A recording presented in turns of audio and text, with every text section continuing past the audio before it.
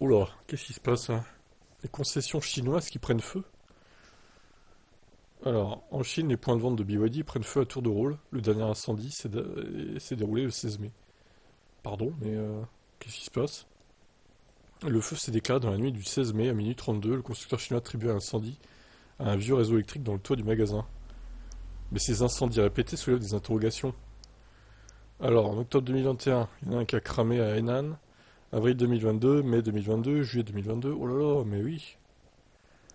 Alors, en gros, t'en as un en 2021, t'en as 6 en 2000, 5 en 2022, et en 2023, t'en as 5 aussi, et là, c'est le premier en 2024.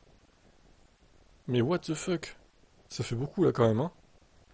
Des vidéos partagées en ligne montrent de gros nuages de fumée qui s'élèvent dans le ciel. Selon les témoins qui incitaient à la scène, les flammes étaient trop intenses pour que les pompiers puissent s'en approcher. Le feu a été maîtrisé à 1h18. 7 voitures électriques neuves ont été détruites. Le constructeur explique que le feu serait parti du deuxième étage. Le rapport des pompiers souligne qu'un véhicule électrique était en feu dans le showroom.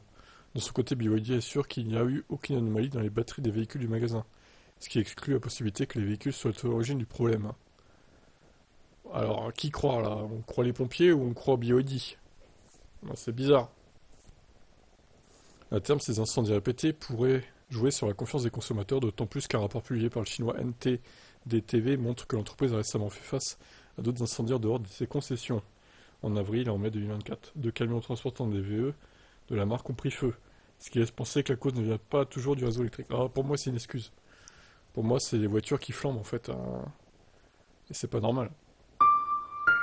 La musique, voilà, hein, ça va aller.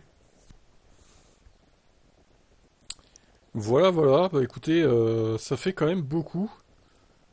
Alors, mais de toute façon, ils doivent avoir des caméras de surveillance dans leur showroom, j'imagine.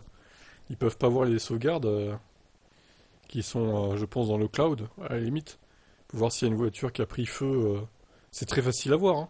Si tu commences à avoir des flammes depuis une voiture, c'est que c'est l'origine de l'incendie, quoi. Voilà, tout simplement. Bon, je sais pas trop je sais pas quoi trop croire.